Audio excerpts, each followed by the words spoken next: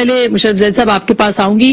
یہ مجھے بتائیے گا کہ یہ جو آج ایک تو اعلامیہ آیا ہے, پریس ریلیز آئی ہے جو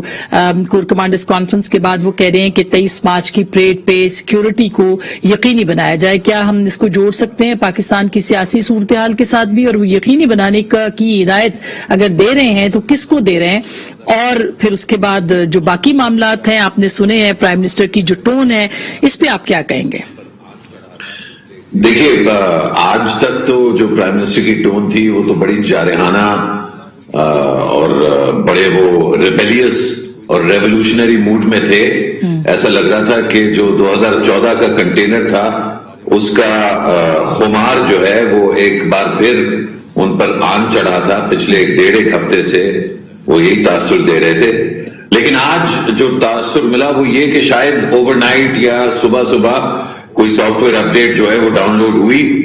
اور آج وہ ذوالفقار علی بھٹو صاحب کے بارے میں بھی اچھے بڑے نرم دل اپنے ان کی دانش میں ان کی طرف سے تو بہت بڑا کنسیشن ہے یہ, ان کو ایک محب الوطن لیڈر ماننا, کیونکہ ان کے علاوہ کوئی محب الوطن ہو تو وہ ایک بہت بڑی جو ہے میں سمجھتا ہوں کامیابی ہے ذوالفقار علی بھٹو کی فرام دا گریو ماشاءاللہ. تو یہ جو تبدیلی ہے, اور آپ نے میرا خیال ہے بالکل مناسب جوڑا اس تبدیلی کو, یہ جو اوور نائٹ ہوئی ہے. اور کیونکہ اگر آپ کل کی یا اس سے پرسوں کی یا اس سے پہلے کی تقریریں سنیں تو اس میں تو وہ کاٹنے کو آ رہے تھے چاہے جو بھی ہو, اور اس میں سمجھتا ہوں کہ ان کے بہت سارے مہربان بھی جو ہے وہ شاید ڈرے ہوئے اور شاید ڈسے ہوئے بھی تھے. لیکن یہ جو اعلامیہ آیا ہے کور کمانڈرز کانفرنس کی طرف سے, میں سمجھتا ہوں یہ عوام کے لیے اور وزیر اعظم کے لیے اور شاید اپوزیشن کے لیے تو کم, اور جو بین الاقوامی قوتیں ہیں جو شرکت کرنے والی ہیں پاکستان میں ایک بہت اہم جو او آئی سی کا جو اجلاس ہے اس کے لیے, شاید یہ ان کے لیے ایک میسج تھا کہ آپ بالکل فکر نہ کریں, پاک فوج جو ہے وہ یقینی بنائے گی 23 مارچ کی صورتحال کو. ہاں اچھا, تو مطلب آپ کو لگتا ہے کہ وہ پرانے ریفرنسز بھی ہو رہے ہیں کہ اب ہم ایک پیج پہ اگر آ جائیں تو بہتر ہے, کیونکہ پہلے ہمارے تعلقات آپ کے ساتھ جتنے اچھے تھے کسی اور حکمران کے اس سے زیادہ اچھے تعلقات نہیں تھے. کیا واقعی آپ کو لگتا ہے کہ وہ جو ایک پیج اب ایک پیج نہیں رہا اس پہ واپس لانے کے لیے وزیر اعظم نے یہ ٹون اختیار کی ہے؟ کیونکہ 2-3 دن پہلے تک تو ظاہر ہے جیسے آپ نے مینشن کیا لہجہ اور تھا, نیوٹرل کرنے کی بات اور جانور کہنے کی بات وہ بھی ساری آپ کے سامنے تھی. تو کیا آپ کو لگتا ہے کہ یہ دباؤ ہے جس کی وجہ سے وہ کہہ رہے ہیں؟ میرا خیال ہے زیادہ دباؤ تو وزیر اعظم کے اوپر ود ڈیو ریسپیکٹ آبویسلی مولانا بخش جانجو صاحب کو بہت زیادہ جو ہے میں ان کی پارٹی کی بھی ظاہری بات ہے,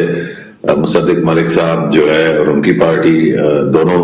انفرادی طور پہ بھی مجموعی طور پہ بھی میرے لیے بہت عزیز ہیں. لیکن with due respect to all the opposition parties میں کہوں گا کہ یہ جو پریشر ہے جو وہ محسوس کریں یہ ان کا اپنا بنایا ہوا پریشر ہے. روس جانا تو اتنی بڑی شاید غلطی نہیں تھی, میں نے تو بڑا اس کو سراہا کہ وہ جا رہے ہیں ایک منفرد اور آزادانہ اور بیلنسنگ فارن پالیسی ضروری ہے. لیکن اس کے بعد پاکستان آنے کے بعد جانے وہاں پہ کون سا ان کو وائرس جو ہے لگا وزیر اعظم صاحب کو. پہلے حملہ آور ہوئے وہ امریکہ پہ اور مغربی قوتوں پہ, پھر اسپیسیفکلی یورپین یونین پہ. جو کام میرا اور آپ کا شاید ہے کہ ہم چڑھائی کرتے, اور ہم نے کی, میں نے انفرادی طور پہ بھی ہمارے زیادہ تر دوستوں نے بڑا برا منایا EU کا وہ جو لیٹر تھا, اور ہم نے پوچھا وزیر اعظم کے پوچھنے سے 2-2.5 دن پہلے ہم نے پوچھنا شروع کیا کہ یار ہندوستان میں آپ نے یہ کیا. لیکن جو ٹرولنگ کا کام عام شہریوں کا, کالمنسٹوں کا, ویسے جو ہے مطلب چھوٹے لوگوں کا کام ہے وہ وزیر اعظم نے کرنا شروع کر دیا. اور پھر کل یا پرسوں انہوں نے الطاف حسین کے بارے میں جو بات کی کہ وہ لندن میں ڈرون اٹیکس کے بارے میں بات کر رہے تھے, تو بالکل ہی جو آف اسکرپٹ ہو گئے. یہ سارا پریشر ان کی اپنی میں سمجھتا ہوں گرم جوشی, بہت ہی ایک سافٹ طریقہ ہوگا اس کو ڈسکرائب کرنے کا, لیکن کنٹینر کا خمار, گرم جوشی, ایکسائٹمنٹ کے وہ ایک پھر دھرنا کرنے والے ہیں، تو اس میں وہ مطلب جو ہے ریپ اپ ہو گئے، لیکن یہ ساری کیفیت ان کی اپنی بنائی ہوئی ہے. اچھا، اب تو جو پریشر وہ محسوس کر رہے ہیں وہ بھی انہی کے کنٹرول میں ہے. اگر وہ بد زبانی اور بد کلامی سے تھوڑا سا بریک لیں گے جس طرح آج انہوں نے لیا، تو وہ محسوس کریں گے کہ پریشر آسان ہو جائے گا، کیونکہ اپوزیشن کی طرف سے کوئی اتنی جامع یا کوئی اتنی زبردست قسم کی کوئی ایسی تحریک میں نہیں سمجھتا جو ہے